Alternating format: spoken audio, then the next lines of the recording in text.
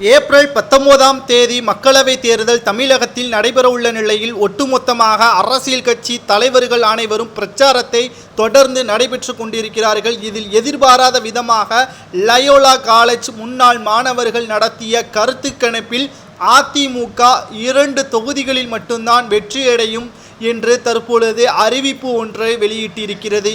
இது எடப்பாடி பழனிசாமியின் ஒட்டுமொத்த அரசியல் வாழ்க்கையும் முடிவுக்கு கொண்டு வரக்கூடிய நிலைமையாக மாறிவிட்டதா என்ற ஒரு கேள்விக்குறியாகத்தான் தற்பொழுது அரசியல் வட்டாரங்களில் செய்திகளும் வெளியாகி கொண்டிருக்கின்றன.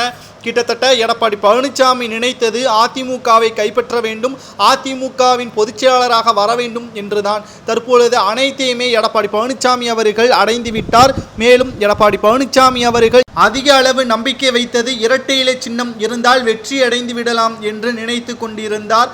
ஆனால் ஒட்டுமொத்தமாக எடப்பாடி பழனிசாமியின் கதையை முடிக்கும் விதமாக ஈரோடு கிழக்கு தொகுதி இடைத்தேர்தல் இதுவரைக்கும் காங்கிரஸ் வெற்றியடையாத தொகுதியாக இருந்த நிலையில் ஒட்டுமொத்தமாக இரட்டை இலை சின்னம் இருந்தும் எடப்பாடி பழனிசாமி தோல்வியடைந்ததற்கு காரணம் சரியான தலைமை இல்லாத காரணத்தினால். மேலும் ஒட்டுமொத்தமாக அனைத்திந்திய அண்ணா திராவிட முன்னேற்ற கழகத்தின் பொதுச்செயலாளர்களும் ஓபிஎஸ்க்கு ஆதரவுகள் அளித்தார்கள். இது மிகப்பெரிய ஒரு இழப்பாக எடப்பாடி பழனிசாமிற்கு அமைந்தது. அதைவிட மிகப்பெரிய வாழ்க்கை முடிவுக்கு வரக்கூடிய நிலையில்தான் இந்த மக்களவை தேர்தல். ஏனென்றால் 39 தொகுதிகளில் அதிமுக வெறும் 2 தொகுதிகளில் தான் வெற்றியடையும் என்றால் அது மிகப்பெரிய ஒரு அவமானம் அதிமுகவிற்குத்தான். இதற்காகத்தான் பன்னீர்செல்வம் அவர்கள் பல கட்ட போராட்டத்தையும் நடத்தினார். பாஜகவின் உதவி இல்லாமல் ஓபிஎஸ் எடப்பாடி பழனிசாமி இவர்களால் செயல்பட முடியாது. காரணம், பாஜக மத்தியில் மிகப்பெரிய ஒரு ஆளுமையில் இருக்கிறது. 3வது முறையாகவும் மத்தியில் பாஜக தான்